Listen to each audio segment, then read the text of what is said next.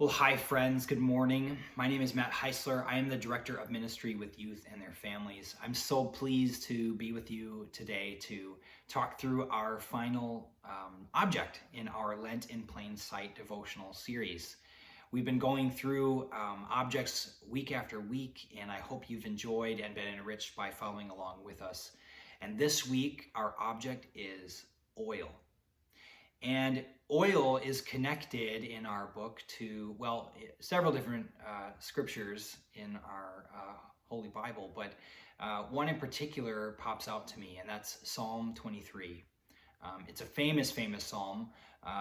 Most of us are familiar with it. It's the one that talks about the Lord being our shepherd. And there's a particular line in this psalm that says something like, "You anoint my head with oil, my cup overflows." Now, for many of us, oil is a pretty commonplace thing. We might pay a little bit more for olive oil over corn oil or something like that. But it's certainly something that we don't think twice about many times, especially if we're going to Costco and we get the giant jug of olive oil and bring it home. It feels like a very commonplace, everyday object. And that's true. But in ancient times, it would also be used to indicate royalty. And so we see that in the story of David's chosenness as the new king. David, as many of you might know, was the smallest kind of runt of the litter. He was the smallest of all of his brothers and the youngest, and would not likely have been first in line. In fact, all odds were against that. And on the day when all of his brothers were gathered for the prophet to come and to indicate who the new king would be, David was not even called. He was not even an afterthought. He was not thought of at all. He was out tending the sheep, the lowest job in the family. And so when he shows up, and oddly, he's the one who gets picked, his head is anointed with oil. And this indicates to him and to everyone else watching that the Lord has chosen him as the new king. This makes me think about, times in my own life when I have felt chosen and when I felt not chosen, and what that has felt like in those moments. Even something simple like assembling teams for dodgeball. We might all remember this feeling of being on the playground and wondering, am I going to be picked last or not? Am I going to be shown favor or not amongst my peers? And these small moments can feel really significant in our lives. And these pale in comparison with the grandeur of being chosen to be king. But I wonder, as I was reflecting on this verse, I thought back in my life to moments where I felt seen and chosen and favored, in moments where I was looked over.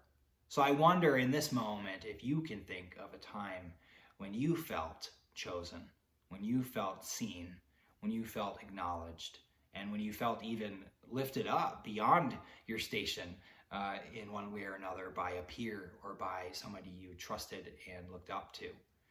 And I also wonder about those times in our lives when we were looking for someone to anoint our head, to show us who we are and to welcome us into a bigger story than we might come up with ourselves. And in those moments where we've felt let down. And I just want us to kind of gather up those stories in this moment as we're thinking about oil and the role it's played for centuries in human history.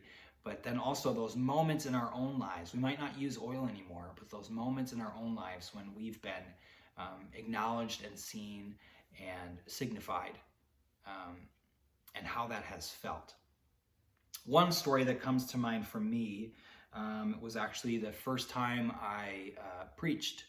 It was more of a testimonial sharing, and I was pretty nervous to do it though. I was fairly young. I was I think a sophomore in college, and this was on a Sunday morning, and so I got up in front of our whole church and shared my testimony.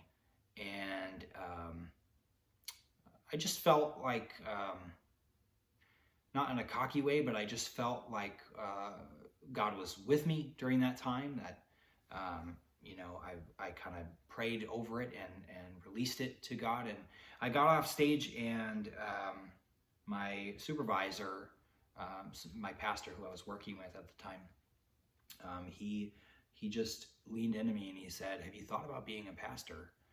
And for me, that was just such a big moment for me. It was something that had been burning and still burns in my heart, something that I feel genuinely called to. But the sense was in that moment that I was being, it was like I was being anointed, like not officially in any way. It wasn't an ordination process or anything like that, but it was a moment where I felt seen, and I felt like this pastor was speaking words of affirmation over me. So I wonder, do you have a story like that? It doesn't have to be about becoming a pastor or a preacher or a king.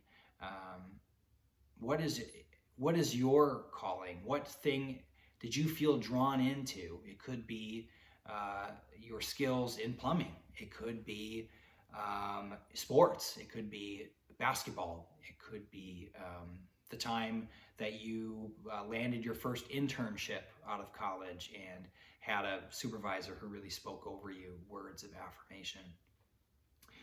I wonder if we would take time to reflect on those moments, we might see even more of God's hand on our lives. And I'd like to leave us with one last thought about oil and the role it's played in our lives and in the lives of others. And I wonder in our own lives, as we look around, whether it's more broadly in society or in our more core relationships, who are those people who are not being anointed? Who are those people who are being looked past and who are not being called up into something bigger, something that is that they may even think is beyond them? And I wonder about the people that we do not see around us so often, and if we might open our eyes just a little bit more to see them more clearly. And maybe we could be the type of people who are also speaking God's words of affirmation and anointing to those around us. So with that, I just hope this series has been a blessing to you as we move day by day closer to Holy Week and Easter. It is coming so close now, my friends, and we get to look toward the day when the true King, Jesus Christ, is revealed for all that he is. Be blessed, friends. My prayers are with you this week.